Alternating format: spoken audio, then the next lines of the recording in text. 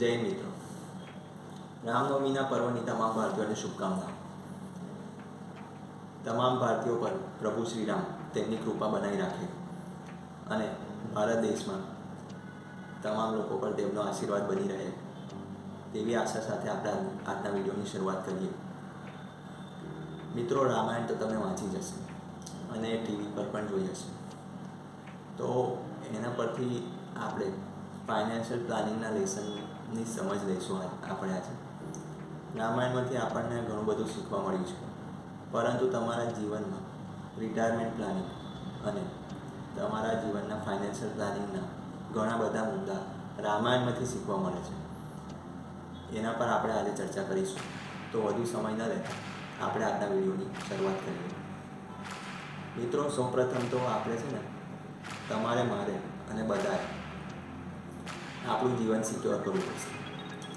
આપણી life secure હશે તો તમારા પરિવારને ને આપણા પરિવારને આર્થિક રીતે કોઈ તકલીફ નહીં આવે, કારણ કે આપણી પાસે પ્રભુ જેવા પરમ ભક્ત શ્રી હનુમાન નથી. તો સૌથી પહેલાં તો આપણે આપણા જીવનમાં લાઈફ ઇન્સ્યોરન્સ અને જનરલ ઇન્સ્યોરન્સ લેવો જોઈએ, કારણ કે હનુમાનજી લક્ષ્મણજી માટે સંજીવની બુટી લઈ આવ્યા.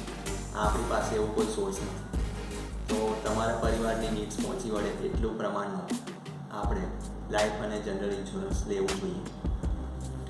બીજી વાત કરીએ તો આપણે આપણી લક્ષ્મણ રેખા સેટ કરવી પડશે. આપણે એક બજેટ બનાવવું પડશે આપણા ખર્ચામાં તમારે સેટ કરવું પડશે કે તમારે તમારી આવકના ખર્ચા મૂળભૂત સોર્સ પાછળ જ જવા જોઈએ. તમે લોભામણી લાલચો અને ડિસ્કાઉન્ટ ઓફરોના ચુંગલમાં ફસાશો તો તમારું ફાઇનાન્શિયલ પ્લાનિંગ ખોરવાઈ જશે અને તમે લક્ષ્મણ રેખા પાર કરશો તો આગળ તમને તમારી બેઝિક નેસેસિટી પૂરી કરવામાં તમને ખૂબ તકલીફ પડશે. મિત્રો, ત્રીજો મુદ્દો વાત કરું તો આપણે છે ને ઇમરજન્સી ફંડ ક્રિએટ કરવું પડશે.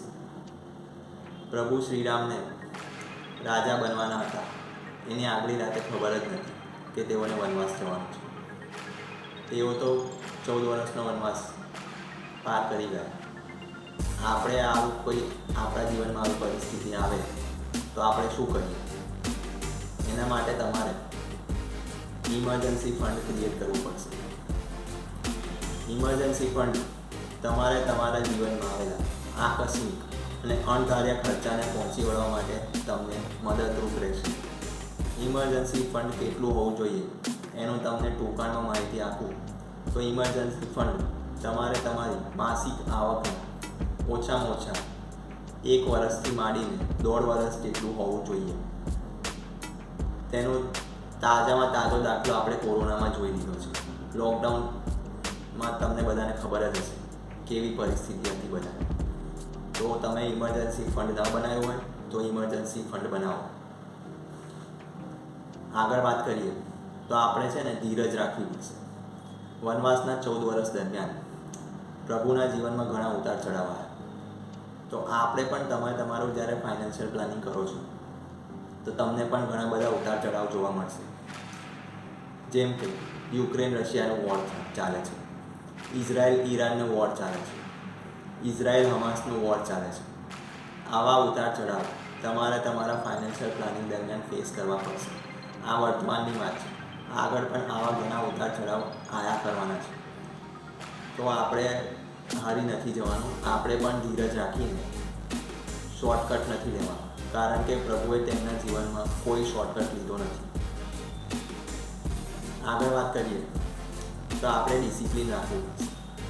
જેવું મેં વાત કરી, અત્યારની સિચ્યુએશનમાં 3 વોર ચાલી રહી છે.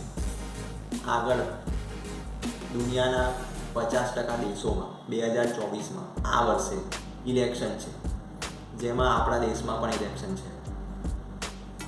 ઇલેક્શન આવશે, વોર ચાલે છે, ઘણા મોટા પાયા પર પોલિટિકલ અને માર્કેટમાં શેર બજારમાં મોટા પાયે ઉતાર ચઢાવ આપણને જોવા મળી શકે છે. પરંતુ આપણે આપણું ડિસિપ્લિન મેન્ટેન કરવાનું છે, કેમ કે આવા ઉતાર ચઢાવ પહેલી વાર નથી આવી ગયા. આપણે આપણા ફાઇનાન્શિયલ પ્લાનિંગ અને આપણા રિટાયરમેન્ટ પ્લાનિંગની જે તૈયારીઓ કરી છે એના પર આપણે ડિસિપ્લિન રાખીને આપણે કન્ટિન્યુ રહેવાનું છે. આગળ વાત કરીએ, યોજનાબદ્ધપૂર્વક તમારે પ્લાનિંગ કરવું પડશે. રામાયણનું યુદ્ધ જ્યારે શરૂ થવાનું હતું તો પ્રભુ શ્રીરામે ડાયરેક્ટ અચાનક રાવણ પર એટેક નહોતો કર્યો. તેમણે સૌ પ્રથમ તેમની વાનર સેના તૈયાર કરી હતી. તો આપણે પણ તમારા ફાઇનાન્શિયલ પ્લાનિંગ અને રિટાયરમેન્ટ પ્લાનિંગ માટે આપણે પણ આપણા બેઝિક નેસેસિટી સાથે આપણે પણ એક ડિસિપ્લિન વે તરફ આપણું જાય રિટાયરમેન્ટ, એવું આપણે યોજનાબદ્ધ પ્લાનિંગ કરવું પડશે અને એના પર આપણે ટક્યા રહેવું પડશે. કારણ કે મોંઘવારી રૂપી રાવણ સમક્ષ ટક્કર લેવા માટે તમે આજે આયોજન નહીં કરો તો તમને આગળ જતાં ખૂબ તકલીફ પડશે. અંતિમ મુદ્દો ખૂબ મહત્ત્વનો છે. તમે કોની સલાહ લો છો એ ખૂબ મહત્ત્વનું છે. કારણ કે કઈ મંથરાની સલાહ લીધી અને આગળ શું થયું એ આપણને બધાને ખબર જ છે. પ્રભુ શ્રીરામે તો વનવાસ પાર કરી દીધો, પરંતુ તમને તમારું રિટાયરમેન્ટ પ્લાનિંગ વનવાસ જેવી પરિસ્થિતિમાં ન પાર થવું હોય તો તમારે તમારું રિટાયરમેન્ટ પ્લાનિંગનું આયોજન કોઈ ફાઇનાન્શિયલ પ્લાનર પાસે જ બનાવવું જોઈએ. મિત્રો, પાડોશી અને સગાવાળા પાસેથી ફાઇનાન્શિયલ પ્લાનિંગ ન કરાવે. તમારે તમારું ફાઇનાન્શિયલ પ્લાનિંગનું આયોજન પાકા ફાઇનાન્શિયલ પ્લાનર પાસે જ કરાવવું જોઈએ. આ હતું આજનું ડિસ્કશન. વધુ માહિતી માટે તમે અમારી સાથે જોડાયેલા રહો. જય હિન્દ, વંદે માતરમ.